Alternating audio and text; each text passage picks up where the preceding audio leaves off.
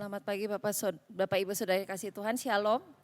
Oke, selamat datang di ibadah KU2. Mari saya undang Bapak Ibu Saudara untuk bangkit berdiri. Kita akan mulai ibadah kita pagi hari ini. Kita akan berdoa. Mari kita berdoa. Pertolongan kita dalam ibadah minggu yang kudus ini adalah datang dari Tuhan, Allah pencipta langit, bumi dan segala isinya. Dia setia memelihara ciptaannya dan tidak pernah meninggalkan perbuatan tangannya dari selama-lamanya sampai selama-lamanya. Bapa kami dalam surga, kami ucap syukur Tuhan buat kebaikan Tuhan dalam hidup kami. Terima kasih buat segala karya Tuhan yang boleh kami rasakan setiap hari Tuhan. Hari demi hari bagaimana Tuhan menjagai dan melindungi kami Tuhan. Bagaimana Engkau mencukupkan setiap kebutuhan kami. Dan Engkau memelihara kami semua Tuhan. Sehingga pada pagi hari ini kami boleh kembali berkumpul bersama di tempat ini untuk beribadah bersama. Kami akan memuji Tuhan. Kami akan menyembah Tuhan, kami akan memberikan persembahan, mengembalikan perpuluhan. Dan kami juga akan duduk diam dengarkan firman Tuhan. Roh Kudus beracara dari awal hingga akhirnya supaya hanya nama Tuhan saja yang dimuliakan dan ditinggikan. Hanya Engkau saja yang disukakan Tuhan lewat ibadah kami. Terima kasih, kami bersyukur Tuhan, kami siap mulai ibadah kami pagi hari ini. Di dalam nama Tuhan Yesus, kami sudah berdoa dan menyerahkan semuanya. Amin. Selamat pagi Gereja Rehoboth, Shalom. Shalom. Kurang bersemangat sepertinya. Ayo kita tersenyum dulu. Shalom. Amin. Puji Tuhan. Bersyukur kalau kita sekarang bisa kumpul lagi. Sama-sama kita mau menyembah Tuhan. Kita mau meninggikan nama Tuhan. Saya mau nyanyikan lagu yang dengan gaya-gaya sekolah minggu, saudara ya. Biar kita lebih bersemangat lagi pagi ini. Come on. Lagunya Nana. Lagunya cina lagu istri saya. Alah, bercanda ya. Cobain ya.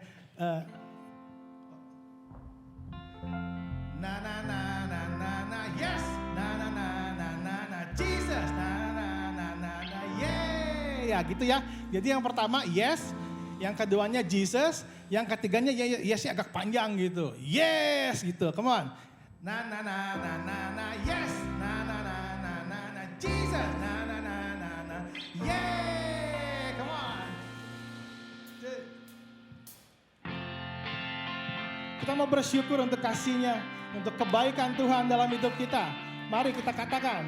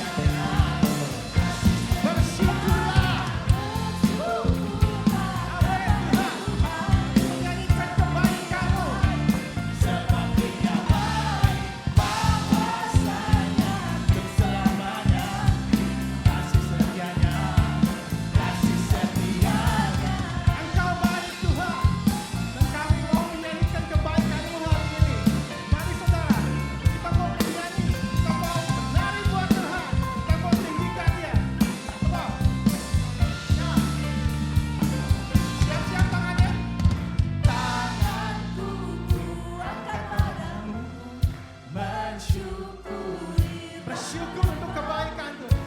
Kakiku melompat. Sebab rahmat. Sekali lagi ya. Sekali lagi. Siap. 1, 2, 3. Tanganku. Ya. Amin Tuhan. Kita mau bersyukur. Ya. Kakiku. Melompat ke kanan. Sebab rahmat baru setiap hari. Ya. Bersyukurlah. Amin. Kepada Tuhan. Engkau baik Tuhan. Kasih setianya. Bersyukurlah.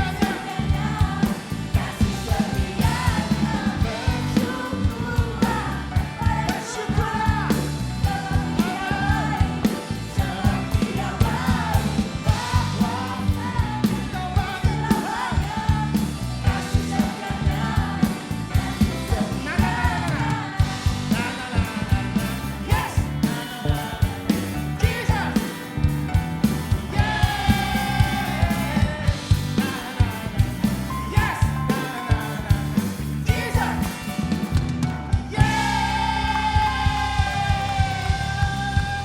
Amin Tuhan. Firman-Nya katakan apa yang tidak pernah dilihat oleh mata, yang tidak pernah didengar oleh telinga, bahkan yang tidak pernah timbul dalam hati kami Tuhan. Itu yang Tuhan sediakan buat kita, amin. Allah sanggup.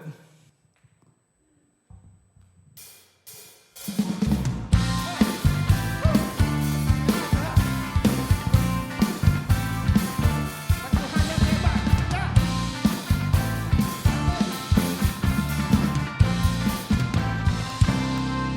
Apa yang tak pernah dilihat mata, yang tak pernah didengar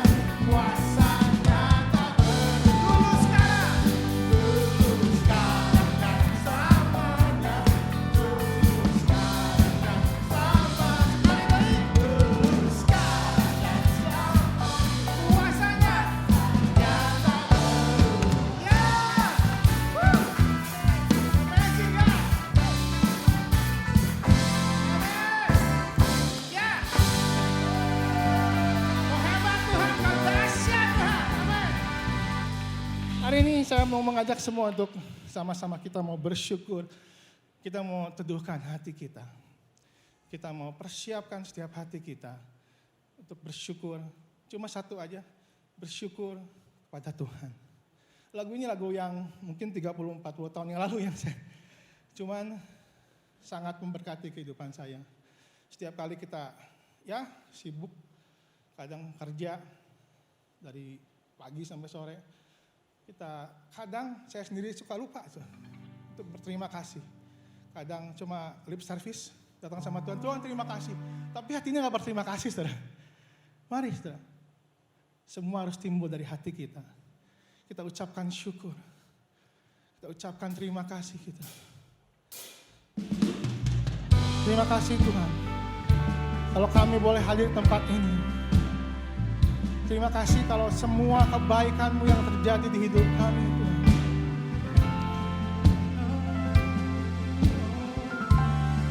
Katakan terima kasih. Terima kasih Tuhan untuk kasih setia-Mu yang ku alami dalam hidup.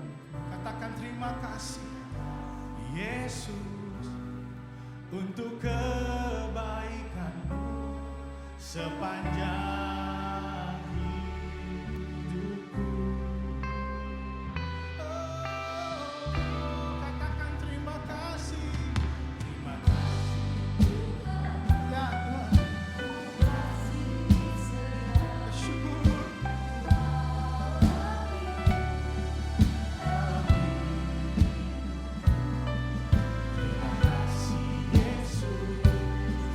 Untuk kebaikan-Mu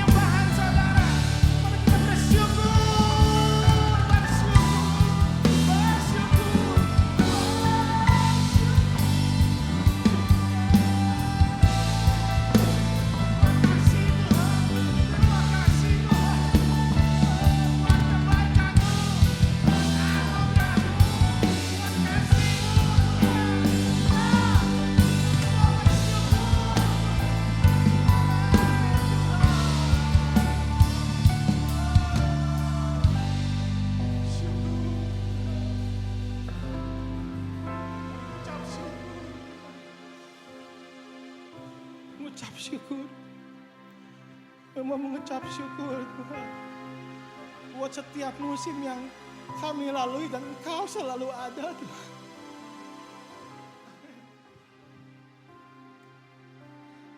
Ku naikkan syukur padamu Yesus. Ku sembah sujud kepadamu di hadapan kemuliaan. Ku tinggikan, ku agungkan selamanya. Mari, segala puji, segala puji, syukur bagimu. Ku tinggikan namamu selalu. Kemuliaan hanya bagimu. Terpujilah namamu. Katakan segala puji.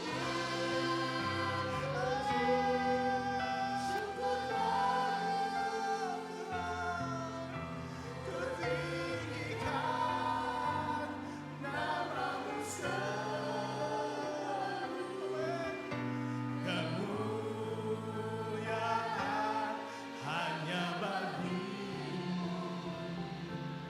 Terpujilah namamu.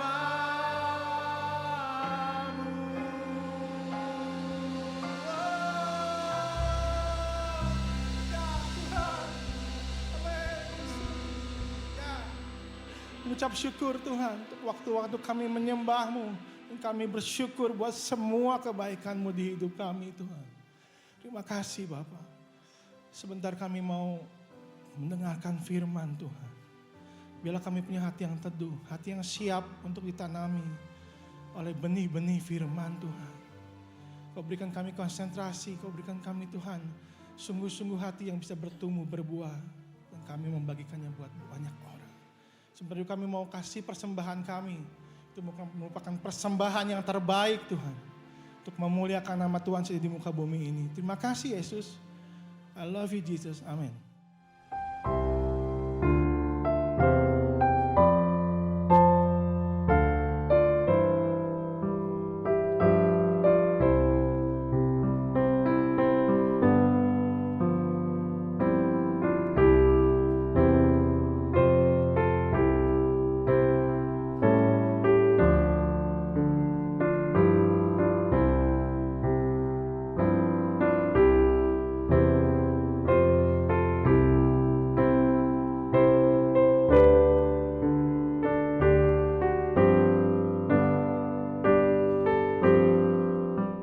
Sekali lagi shalom.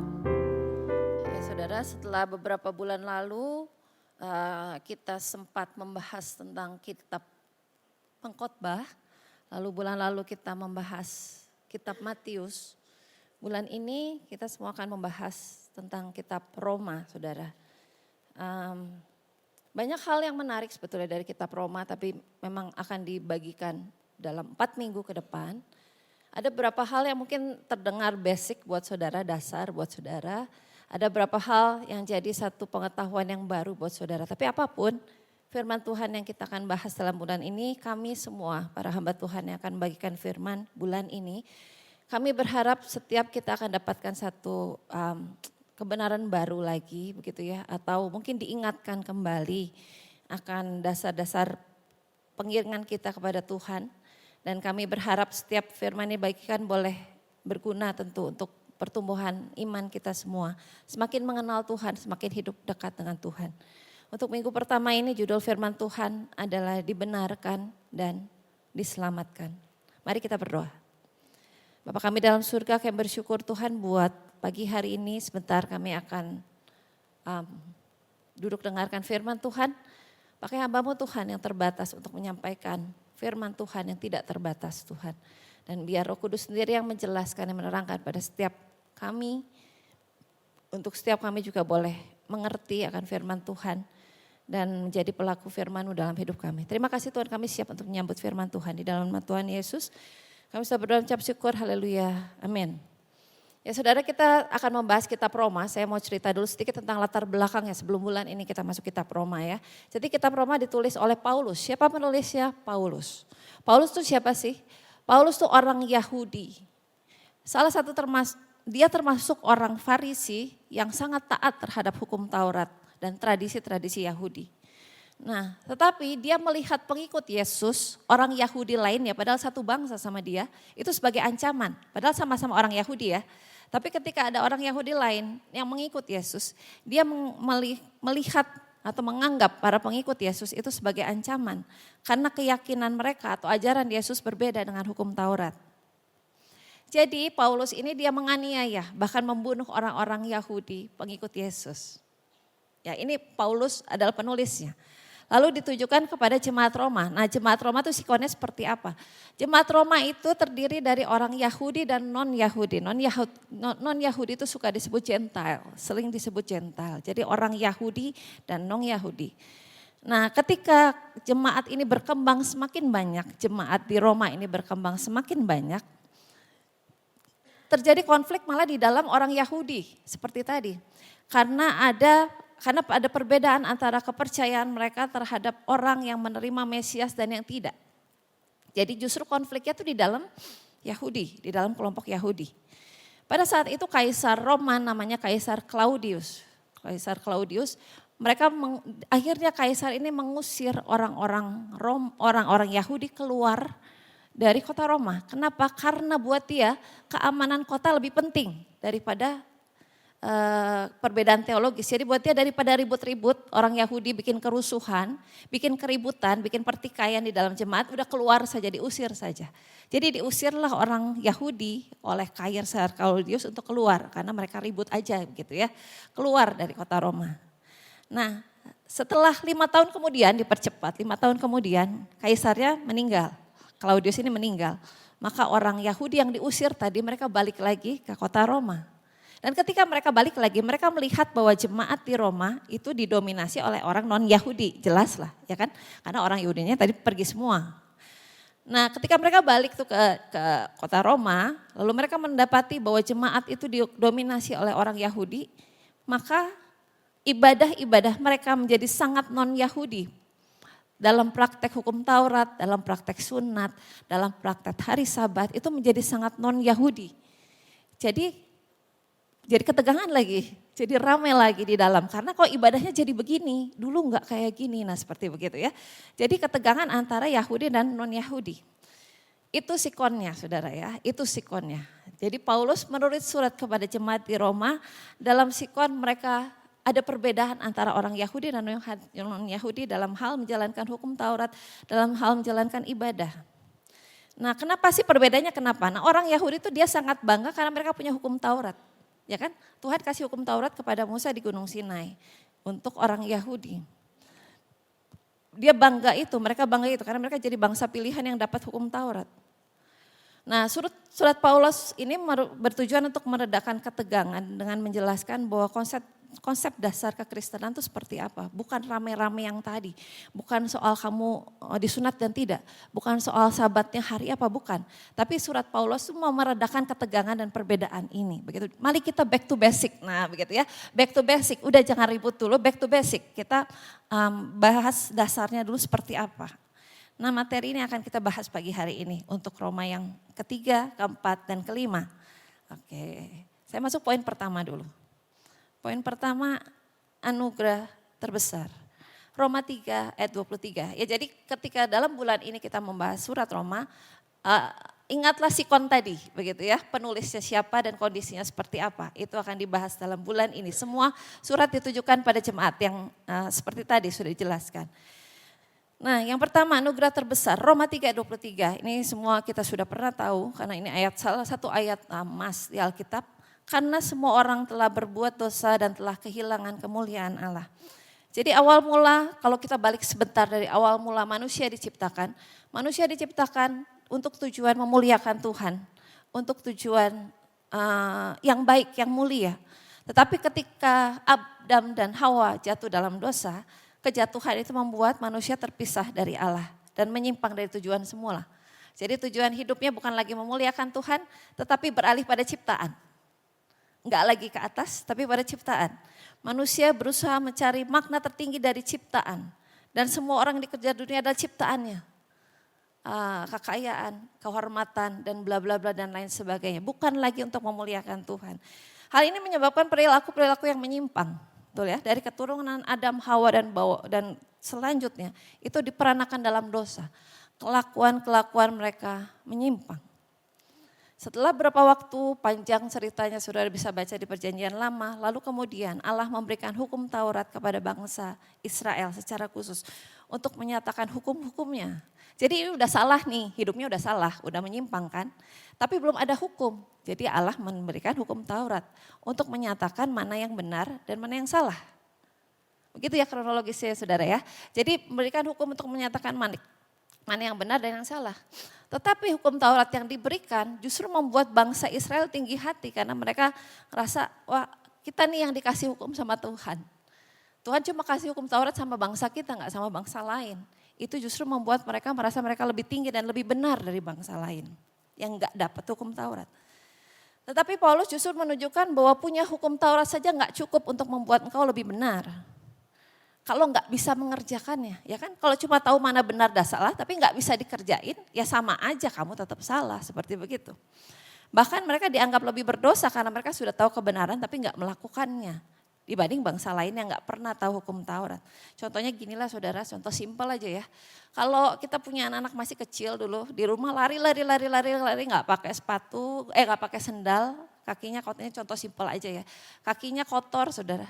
Kalau mereka naik ke kasur, pasti sama kita ditegur kan.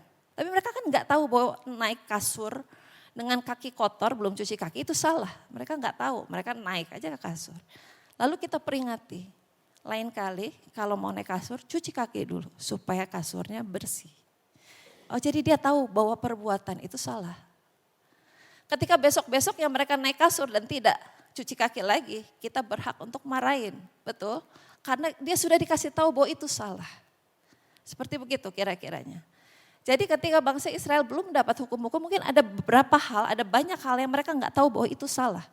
Tetapi ketika dikasih hukum Taurat, mereka jadi tahu itu salah dan benar. Justru malah lebih berat tanda kutip, karena mereka harus tahu, harus mengerjakan ini yang benar dan yang tidak benar. Nah, jadi justru bangsa Israel ketika mereka dapat hukum Taurat, mereka harus mengerjakan seluruh hukum Taurat supaya berkenan kepada Allah. Seluruh hukum Taurat. Masalahnya adalah siapa yang bisa mengerjakan hukum Taurat tanpa cacat? Karena yang bisa masuk ke surga adalah orang yang tidak punya dosa. Dosa tidak ditoleransi satupun. Artinya kesalahan satu perbuatan melanggar hukum Taurat membuat orang gak bisa masuk surga. Masalahnya lagi, mereka iseng lagi bikin hukum Taurat dari 10 jadi 613. Kalau saudara tahu di Gunung Sinai, Musa cuma dapat 10 hukum Taurat. Cuma, walaupun 10 itu susah ya, itu pun jangan mencuri, jangan bersaksi dusta, siapa yang gak pernah bohong? Kuduskanlah hari Sabat, hormatilah ayah dan ibumu, jangan mengingini barang orang lain. Siapa yang bisa mengerjakan 10 tanpa cacat, tanpa salah?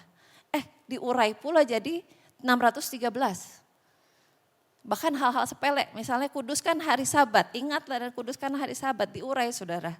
Diurai salah satunya mungkin yang dulu pernah dibagikan. Diurai itu sampai begini saudara, kalau hari Sabat, kalau saudara pergi keluar pakai topi, topinya harus pakai tali, diikat. Kenapa? Karena kalau ketebas angin dan topinya jatuh, saudara ambil topi, itu bekerja. Kan hari Sabat gak boleh kerja. Jadi ngambil topi yang jatuh pun gak boleh. Kan kayaknya hal yang sangat sepele banget gitu ya, remeh banget gitu mungkin buat kita. Sampai hal-hal ngambil topi aja dianggap berdosa. Betapa sulitnya mengerjakan 613 hukum Taurat yang mereka sendiri buat gitu ya. Dan tidak boleh bercacat. Jadi di ayat yang tadi Paulus mengatakan bahwa semua orang telah berbuat dosa dan telah kehilangan kemuliaan Allah. Artinya seluruh manusia berdosa dan tidak bisa memenuhi standar kekudusan Allah. Walaupun kamu dapat hukum Taurat ataupun kamu gak dapat, tetap semua orang salah. Begitu. Tidak ada orang yang layak dibenarkan berdasarkan perbuatannya. Namun di tengah keadaan manusia yang tanpa harapan, Allah menyediakan jalan keselamatan melalui Yesus Kristus. Lanjutan dari ayat 20 yang Roma 3:23 adalah bahwa ayat 24-nya berbunyi semua orang dibenarkan dengan cuma-cuma oleh kasih karunia-Nya. Semua orang dibenarkan dengan cuma-cuma. 23 dia tunjukkan bahwa semua orang berdosa nih, nggak ada yang lolos nih. Semua pasti masuk neraka. Tapi 24 semua orang dibenarkan dengan cuma-cuma oleh kasih karunia Tuhan Yesus. Nah, bahasa asli dibenarkan itu adalah dekeomenoi namanya. Itu adalah satu pernyataan status, kamu langsung dikasih status menjadi benar. Jadi bukan sedikit-sedikit. Bukan sedikit-sedikit diubah jadi benar, tetapi ketika kita percaya, kita menerima anugerah Yesus Kristus, status saudara, status saya, status kita langsung dibenarkan. Langsung dapat cap benar. Buat apa status ini? Status menjadi benar itu buat apa? Status menjadi benar itu buat nanti saudara. Di akhir zaman, satu saat kita semua akan menghadap tahta pengadilan Allah untuk mempertanggungjawabkan semua yang kita lakukan. 2 Korintus 5 ayat 10. Oke, berbunyi. Sebab kita semua harus menghadap tahta pengadilan Kristus. Supaya setiap orang memperoleh apa yang patut diterimanya sesuai yang dilakukan dalam hidupnya ini, baik ataupun jahat. Satu saat nanti, saudara saya, kita akan ada di tahta pengadilan Kristus, saudara. Dan kita semua harus mempertanggungjawabkan apapun yang kita katakan, apapun yang kita perbuat, baik dan jahat. Dan pertanyaan besarnya adalah siapa yang bisa lolos dari tahta pengadilan Kristus? Siapa yang bisa ketika diadili dan kita sempurna dan kita gak punya dosa? Seperti tadi bilang, satu dosa pun membuat kita gak selamat. Siapa yang bisa lolos dari tahta pengadilan Kristus? Tetapi status dibenarkan, cap dibenarkan itu membuat kita lolos dari pengadilan Kristus. One day, satu saat nanti. Karena walaupun hidup kita tidak sempurna, tapi status kita dibenarkan oleh penebusan Yesus. Jadi apa yang Yesus lakukan bagi kita itu memberikan satu status yang baru buat kita. Anugerah terbesar, ketika kita terima anugerah terbesar, itu memberikan status terbaru buat kita yaitu dibenarkan. Dan dibenarkan dan diselamatkan oleh penebusan Yesus itu menghasilkan satu perubahan hidup yang baru. Hidup yang diubahkan oleh kasih karunia Allah. Jadi keselamatan kita bukan karena perbuatan kita. Karena sekali lagi gak ada yang lolos. Lakukan hukum Taurat gak lolos, tahta pengadilan Kristus gak akan lolos. Tapi status dibenarkan, itu yang membuat kita bisa diselamatkan. Bukan karena keselamatan kita, tetapi karena keselamatan adalah karya Tuhan buat kita. Itu yang pertama. Lalu yang kedua, setelah ada anugerah terbesar, bagaimana kelanjutannya? Yang kedua adalah iman. Iman adalah tangan yang menyambut anugerah keselamatan. Sebentar. Ya, oke. Nah, kita kembali, yang kedua adalah kita bahas soal iman. Kita kembali dulu ke sikon yang tadi ya. Ingat sikon yang tadi tentang soal Yahudi dan non-Yahudi. Nah, orang Yahudi itu dia bangga dengan Abraham sebagai bapa leluhur mereka.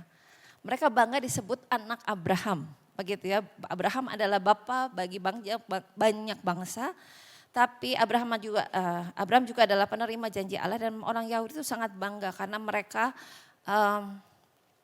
bisa menyebut Abraham itu sebagai bapa leluhur mereka.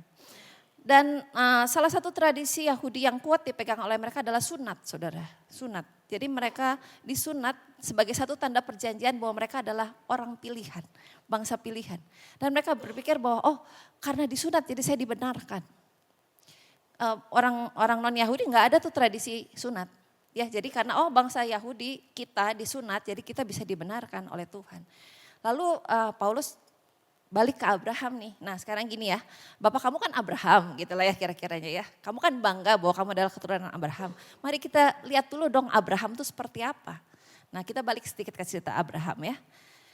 Nah Abraham itu diberikan pertama kali pernyataan oleh Tuhan tentang dia akan menjadi banyak bangsa.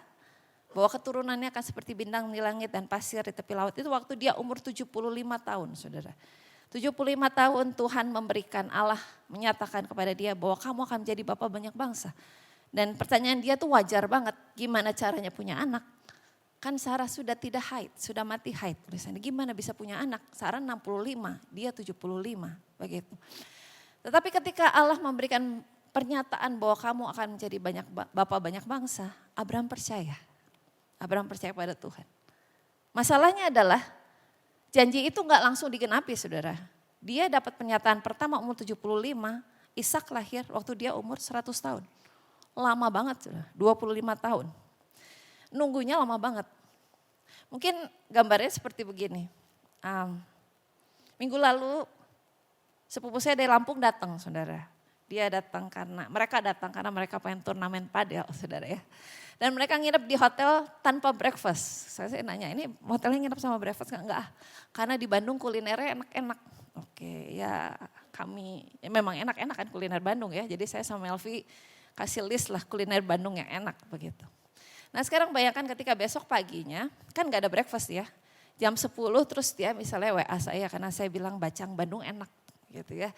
Misalnya ya jam 10 terus dia WA saya terus bilang, Flen bacang mana yang enak? Bacang di mana yang enak? Karena mereka belum sarapan jam 10 nih ya. Sedangkan buat kita jam 10 saja sudah agak terlambat untuk sarapan. Sarapan itu kan pagi, jam 7, jam 8. Jam 10 misalnya dia WA terus bacang mana yang enak. Terus saya bilang oke nanti saya kirim. Saya kirim aja udah, saya gak kasih tahu di mana tapi saya kirim aja. Terus berjalan waktu lama, ditunggu-tunggu lama, saya gak bisa dihubungi. Dan saya kirim bacang jam 5 sore. Benar apa salah? Pertanyaannya benar apa salah? Kan saya gak janji jam berapa, betul ya? Saya cuma bilang nanti saya kirim bacang. Tapi kan dalam image dia, dalam pemikiran dia buat sarapan bacang itu pagi.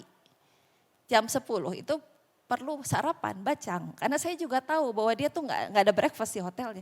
Tapi saya baru kirim jam 5. Kalau saudara jadi dia, gimana rasanya menunggu bacang yang gak datang-datang? Jam 11, jam 12. Mungkin saya gak bisa dihubungi nih, mau ditanya bacangnya di mana gak bisa dihubungi. Gimana caranya menunggu? Mungkin saudara kemana, sudahlah pakai aplikasi aja deh. Pesan aja walaupun bukan dapat bacaan yang paling enak. Tapi kan saya nggak salah juga karena saya nggak bilang jamnya. Tapi kan nggak masuk akal juga. Nah seperti begitulah ya. Abraham juga kan mungkin dia pikir 75 tahun saja sudah telat punya anak. Cepetanlah kasih anak. Dan Tuhan nggak, tapi Tuhan bilang oke, saya kasih keturunan. Tapi Tuhan nggak bilang kapan. Ketika Abraham nunggu mungkin Abraham pakai aplikasi juga makanya Hagar lahir Ismail. Betul ya? Karena Abraham nggak sabar untuk nunggu begitu. Tapi segitu panjang sampai akhirnya ketika 99 tahun Tuhan menyatakan diri lagi sama Abraham dan bilang tahun depan istrimu punya anak. Tahun depan. Dan ketika umur 99 tahun baru Tuhan bilang inilah perjanjian aku denganmu.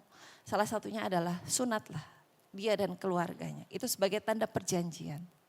Begitu ya. Jadi sunat baru ada di umur 99 tahun.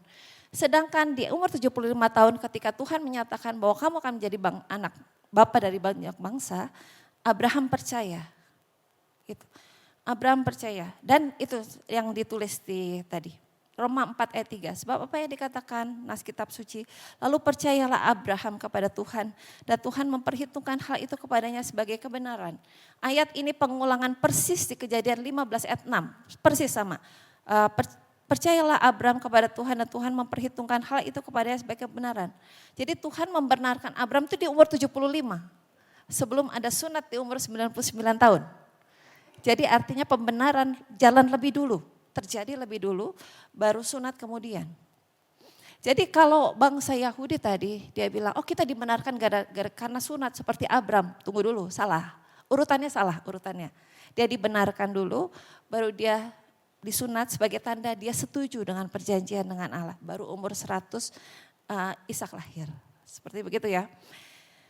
Jadi Abraham dibenarkan bukan karena perbuatannya, bukan karena sunatnya, tetapi karena imannya. Iman Abraham bukan sekedar percaya bahwa Allah ada, tapi dia mempercayai janji Allah ketika secara manusia keadaan tampak mustahil. Abraham bukan hanya percaya janji Allah, ia menjalani hidup berdasarkan janji itu. Ya walaupun ada gagalnya, betul Abraham gak sempurna. Kita lihat Ismail itu kan karena ketidaksabaran Abraham. Tapi dia menjalani hidup berdasarkan janji dan kita lihat Allah adalah Allah yang setia. Allah menepati janjinya walaupun secara manusia terlambat sepertinya. 100 tahun, Sarah 90 tahun baru punya anak. Tapi Allah setia dan menepati janjinya. Apakah kita hanya mengaku percaya saja atau benarkah mempercayakan hidup kita kepada Kristus? Ada satu quote yang bagus, iman bukan, next slide. Iman yang sejati bukan hanya percaya kepada Yesus, tapi mempercayakan hidupnya kepada Yesus. Mempercayakan hidupnya kepada Yesus. Bukan hanya pengakuan bahwa oh ya saya percaya oke, tapi mempercayakan atau tidak. Mungkin kayak begini saudara, kayaknya akan sedikit ilustrasi lagi. Saudara tahu Flying Fox saudara, kami suka Flying Fox kami. Iya kami sekeluarga suka lah ya gitu untuk coba Flying Fox. Dan Flying Fox terseru di Bandung menurut anak-anak adalah yang di CIC. Saudara tahu CIC? Ya itulah yang di Lembang Something itu. Karena Flying Fox-nya melintasi jurang saudara. Biasanya kalau Flying Fox kan cuma dari menara lalu mendarat di padang rumput, lewatin taman gitu lalu mendarat. Tapi kalau di CIC itu dia dari start sampai ending itu tengahnya jurang saudara. Jadi seru banget tapi serem juga begitu karena jurang saudara, kalau ada apa-apa ya sudahlah gitu selesai hidupnya. Dan ketika Flying Fox akhirnya meluncur, sudah tahu kan ya Flying Fox ya, mungkin ada yang beberapa yang pernah coba. Benar-benar kita tuh hanya bergantung pada satu tali saja untuk melintasi jurang. Satu tali saja. Mungkin orang bilang oh ya seru. Berani gak naik? Percaya gak bahwa talinya sanggup untuk kita bisa melintasi jurang dengan Flying Fox itu. Karena orang cuma bilang oh ya rame banget, oh ya lihat di IG misalnya rame banget, tapi gak berani, gak percaya. Nah seperti itu mempercayakan hidup pada Yesus ketika peganganmu hanya Yesus saja. Percayakah? Seringkali kita mengandalkan macam-macam hal, jujur ya seperti begitulah. Kita juga begitulah. Kita santai ketika hidup kita baik-baik saja, sehat, semua baik-baik saja kita santai. Tapi apakah tetap pegangan kita pada satu tali yaitu Yesus saja yang bisa menopang dan menjaga hidup kita. Dan bukan pada yang lain. Kalau saudara Flying Fox benar-benar cuma satu tali yang tahan saudara saja. Gitu, gak bisa pegang apapun, mau pegang apa semuanya gak ada dan bawahnya jurang.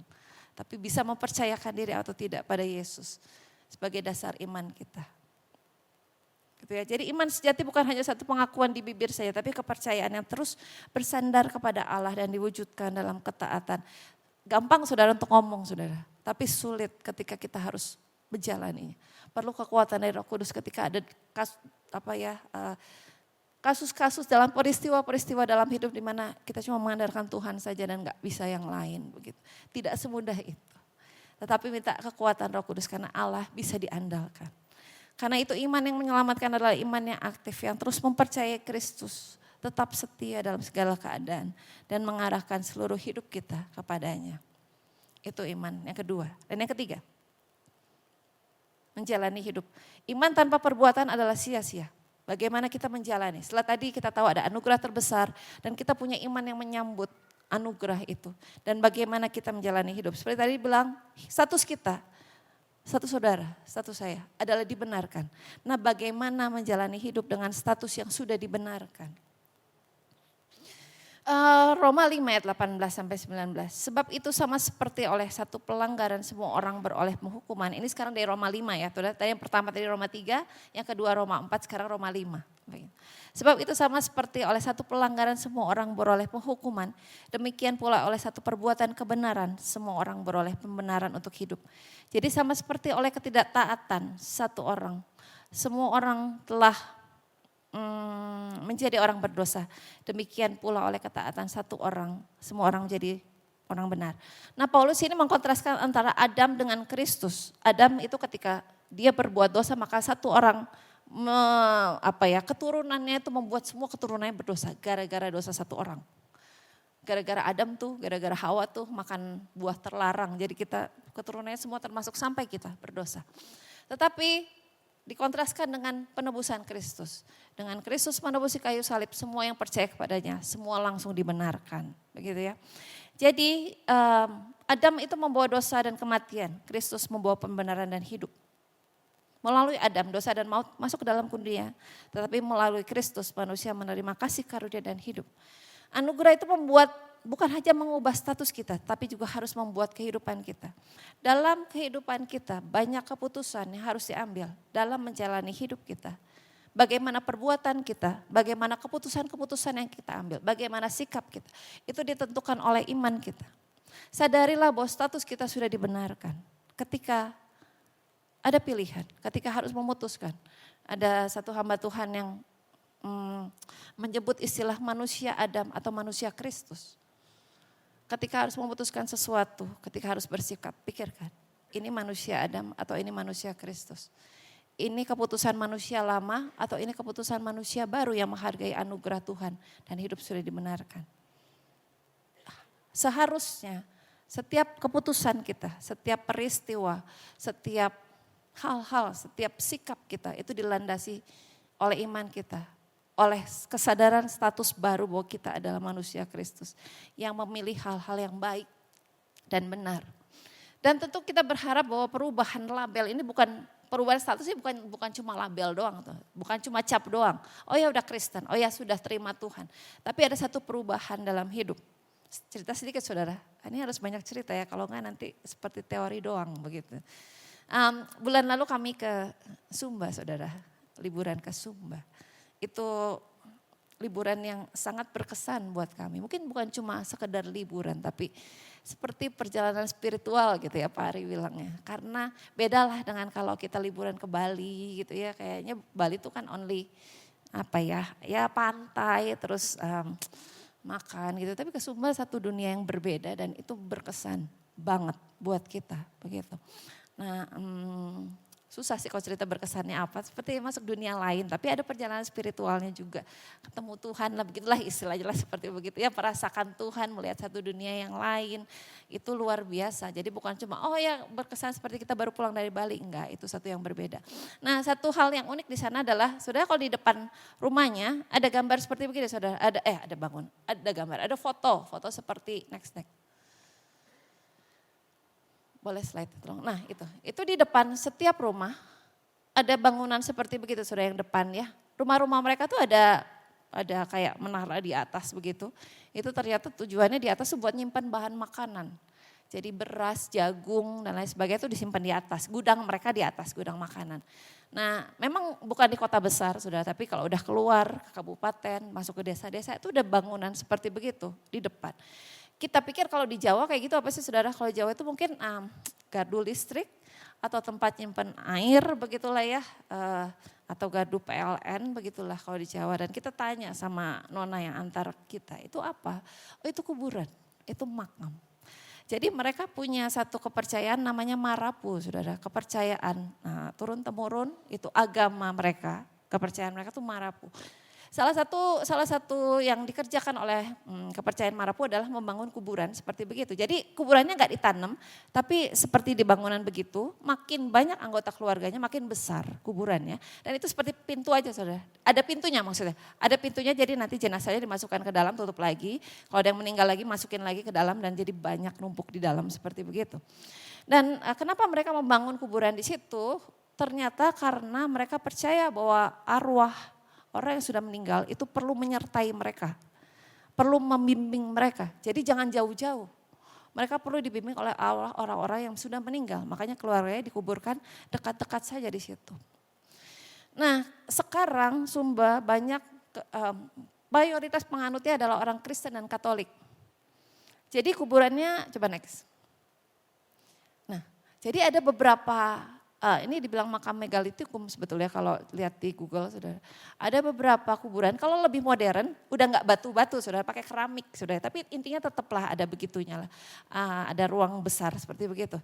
Dan dihias oleh gambar, ada berapa juga saya lihat waktu itu di sana, ada gambar Tuhan Yesusnya, ada gambar Bunda Marianya begitu ya. Ya kita nggak ngerti apa maksud mereka ketika mereka Kristen terus ditempelin Tuhan Yesus terus jadi benar di situ gitu. Atau sebagai simbol bahwa oke kita sekarang udah Kristen, kita nggak menganut kepercayaan Marapu lagi, kita tidak tahu. Tapi itu hanya sebagai satu simbol saja gitu bahwa oh ya sekarang kita sudah Kristen, kita sudah Katolik sekarang, sudah percaya Yesus gitu. Tapi kan yang penting adalah perubahannya, yang penting adalah maknanya. Kan bisa jadi juga mereka ternyata jadi Kristen, jadi anak Tuhan dan mereka ngerti bahwa bukan arwah, tapi kan sayang untuk dihancurin gitu ya, itu bangunannya kan sayang, bisa jadi begitu. Jadi mereka tempel saja gambar. Tapi kan mungkin kalau orang-orang yang gak ngerti, oh jadi sekarang ada Yesus ya, selain arwah lain yang nemanin kita. Jadi ada Kristus, tambahin aja Yesus jadi double-double gitu. Dapat dari arwah dapat, dari Yesus dapat gitu bimbingannya, mungkin begitu. Tapi intinya adalah mereka berubah sebenarnya sekarang jadi Kristen dan jadi Katolik. Dan ya kita cuma berharap ya ketika mereka memang ada tanda itu bukan disertai dengan pengertian yang salah, nah seperti begitu. Ya demikian juga dengan hidup kita gitu, ketika hidup kita dibenarkan, bukan cuma label saja gitu, bukan cuma label bahwa oh ya sekarang dibenarkan, oh ya, tapi harus sertai oleh satu perubahan hidup yang sungguh-sungguh. Jadi ketika kita sudah bertobat, status kita diubah, dibenarkan, tapi hidup kita harus berubah. Mungkin gak langsung sempurna, tapi ada arah menuju perbaikan sempurna seperti Kristus. Dari ketiga poin tadi ada satu ilustrasi singkat saja. Jadi bayangkan kalau seorang anak yatim piatu, dia diangkat anak oleh seorang raja. Dia diangkat bukan gara-gara dia baik, tapi karena raja mau angkat dia, itu namanya anugerah. Ketika anak yatim piatu itu dia pindah dari panti asuhan, masuk ke kerajaan keluarga raja, dia menerima pengangkatan itu. Itu adalah iman untuk dia mau berpindah. Dan setelah dia menjadi anak raja, hidupnya berubah. Dia tidak lagi hidup sebagai pengemis, sebagai anak yatim piatu, tapi hidup sesuai dengan identitas barunya. Itu adalah pertobatan dan hidup yang diubahkan. Gitu ya. Jadi kesimpulan dari hari ini, Roma 3-5 hari ini ya. Mengajarkan 3 kebenaran besar yang jadi basic banget sebetulnya dari kekristenan kita. Yang pertama, keselamatan berasal sepenuhnya dari anugerah Allah, bukan karena usaha manusia. Anugerah terbesar adalah dasar keselamatan manusia. Yang kedua, keselamatan diterima hanya melalui iman kepada Kristus, yaitu iman yang hidup dan terus bersandar kepadanya. Iman adalah tangan yang menerima keselamatan, anugerah terbesar itu. Dan yang ketiga, keselamatan menghasilkan satu pertobatan dan hidup yang baru. Karena kasih karunia tidak hanya mengubah status kita, tetapi juga harus mengubah hati dan cara hidup kita. Semakin sempurna seperti Kristus. Orang yang sungguh diselamatkan oleh anugerah melalui iman, pasti akan hidup dalam pertobatan. Itu adalah bukti bahwa Injil benar-benar bekerja dalam hidupnya. Itu saja saudara. Pagi hari basic dari kekristenan kita sebetulnya ya. Tapi ya perlu diingatkan kembali bahwa kenapa kita jadi anak Tuhan, apa dasarnya, bagaimana status kita, bagaimana kita menjalani hidup. Dan minggu-minggu depan masih kelanjutannya saudara ya, sampai minggu terakhir. Saya berharap saudara kembali hadir dan dapatkan satu berkat lengkap dari kitab Roma ini. Oke, mari kita berdoa. Terima kasih Tuhan buat pagi hari ini, kami bersyukur. Kembali kami diingatkan bahwa hidup kami dibenarkan, diselamatkan oleh karena penebusan-Mu Tuhan. Bukan karena kebaikan kami, bukan karena perbuatan kami. Tapi karena anugerah yang Tuhan sudah berikan untuk menebus kami. Dan kami menerima itu Tuhan, kami beriman, kami percaya bahwa Engkau sudah menyelamatkan dan membenarkan kami. Dan biar status kami yang baru itu membuat kami menjalani hidup baru juga Tuhan. Jadi anak-anak Kristus yang memuliakan Tuhan. Dan memilih yang baik dan yang benar dalam kehidupan kami. Terima kasih Bapak, Roh Kudus pimpin kami, berikan kekuatan untuk kami jalani tiap hari. Untuk kami selalu sadar dan ingat status kami. Adalah status yang sudah dibenarkan, adalah status anak Tuhan yang sudah ditebus oleh pengorbanan darah Yesus yang luar biasa, yang mati buat kami. Terima kasih Bapak, kami bersyukur Tuhan. Kami meteraikan berkat firman Tuhan ini dalam hati kami, untuk kami boleh selalu mengingatnya, merenungkannya, dan melakukannya dalam hidup kami. Terima kasih Bapak, kami bersyukur Tuhan di dalam nama Tuhan Yesus. Kami menyerahkan semuanya dan mengucap syukur. Haleluya, amin. Tuhan, saudara, saya ucapkan selamat datang bagi semua saudara yang hadir pada kebaktian ini. Kami mengundang supaya minggu depan kita bersama-sama kembali dalam ibadah KU2.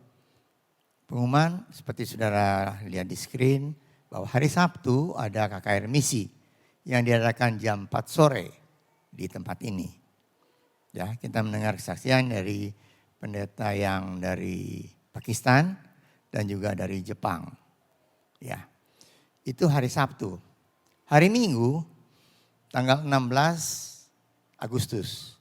Besoknya itu 17 Agustus.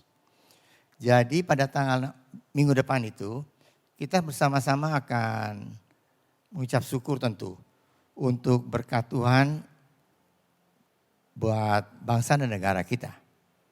Oleh sebab itu, karena kita tahu ya 17 Agustus adalah hari kemerdekaan. Sebab itu pada minggu depan, tanggal 16, kita akan sama-sama menyanyi Indonesia Raya. Dan juga kita menginginkan cipta untuk pahlawan yang sudah, pahlawan kemerdekaan yang sudah memperjuangkan kemerdekaan kita. Nah, saudara-saudara, pada saat itu, pada waktu kita datang nanti minggu depan, karena batik itu adalah baju nasional, saudara boleh pakai batik yang ada di rumah saudara tentu. Gak usah cari beli baru gitu, gak usah saudara ya. Apa yang ada pakai saja, kita cuma memperingati dan kita tentu bersuka cita.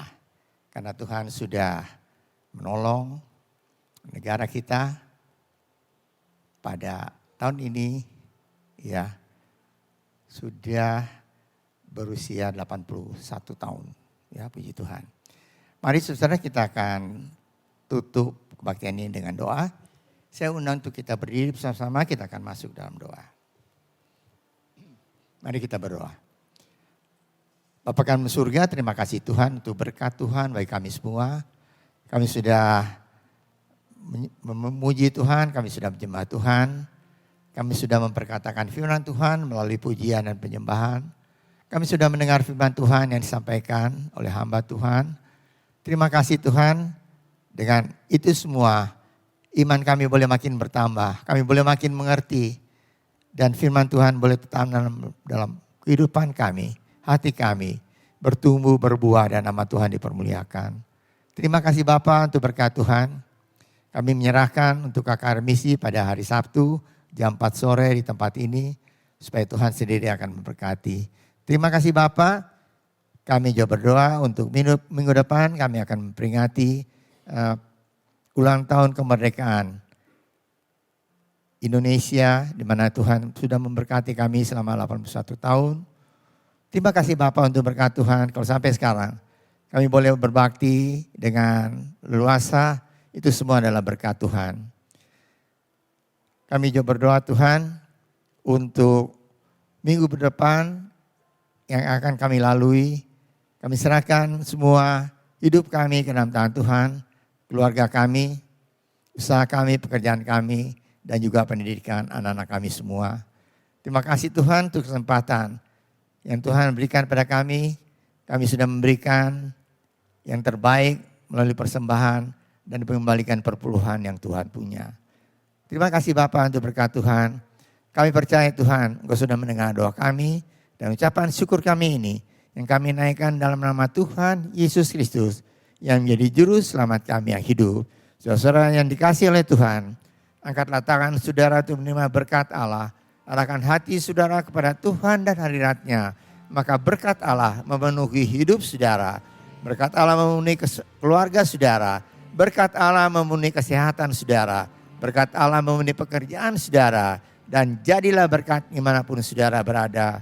Saudara terimalah berkat dari Allah Bapa, kasih karunia dan damai sejahtera dari Tuhan Yesus Kristus. Dan persekutuan Allah Roh Kudus menyertai saudara sekalian. Mulai hari ini sehingga Maranatha, Tuhan Yesus datang kembali. Amin.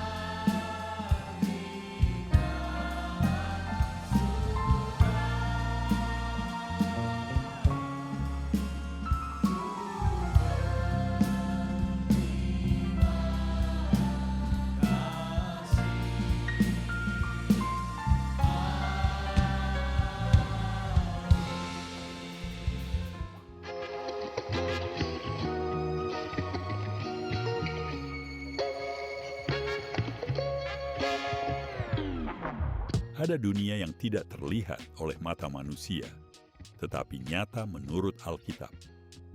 Seringkali manusia hanya memperhatikan apa yang tampak, sementara mengabaikan realitas rohani yang sedang berlangsung di sekitarnya. Alkitab menunjukkan bahwa di balik dunia yang kelihatan terdapat peperangan rohani, kuasa-kuasa yang bekerja, dan panggilan bagi setiap orang percaya untuk tetap berdiri teguh di dalam Kristus. Seri Biblical Night kali ini berjudul The Unseen World.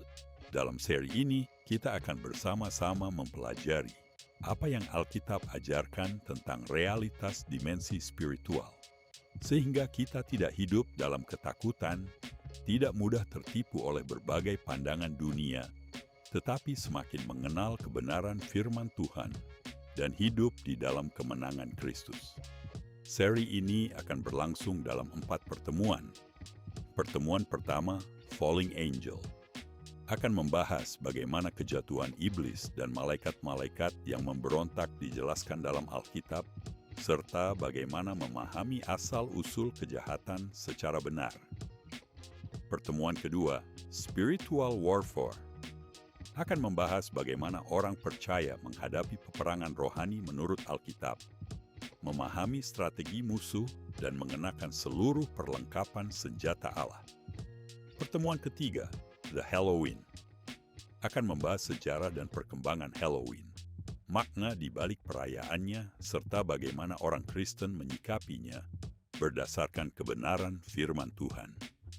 Pertemuan keempat, Entertained by Darkness, akan membahas bagaimana budaya hiburan modern seringkali memperkenalkan kuasa kegelapan secara halus, serta bagaimana orang percaya dipanggil untuk memiliki hikmat dalam memilih apa yang memenuhi pikiran dan hati.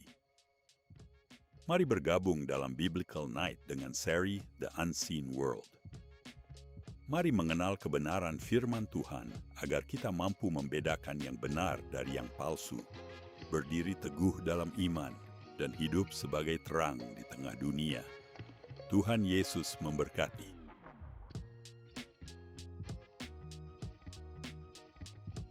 Shalom, misi Tuhan bukan hanya untuk beberapa orang, misi Tuhan adalah panggilan bagi kita semua. Karena ketika kita melangkah bersama, kita dapat menjangkau lebih banyak jiwa, membawa lebih banyak orang mengenal kasih Kristus.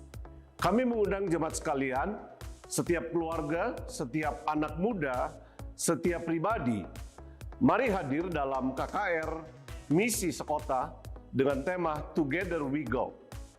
Sebuah momen yang kembali mengingatkan kita bahwa kita dipanggil bukan hanya untuk percaya, tetapi untuk diutus. Catat tanggalnya, Sabtu 15 Agustus 2026 jam 4 sore. Bertempat di Main Hall Gereja Rehoboth, Jemaat Bandung, Jalan Raden Dewi Sartika, nomor 3638, Bandung. Ingat, jangan datang sendiri, bawa keluarga, teman, rekan kerja, maupun orang-orang yang Tuhan berikan di hati Anda. Karena misi bukanlah tentang berjalan sendirian. Misi adalah ketika kita berkata, Together we go. Mari menjadi bagian dari apa yang Tuhan tengah kerjakan di kota ini. Sampai bertemu di KKR Misi Together We Go, Sabtu 15 Agustus 2026 pukul 16. Kami menantikan kehadiran Anda.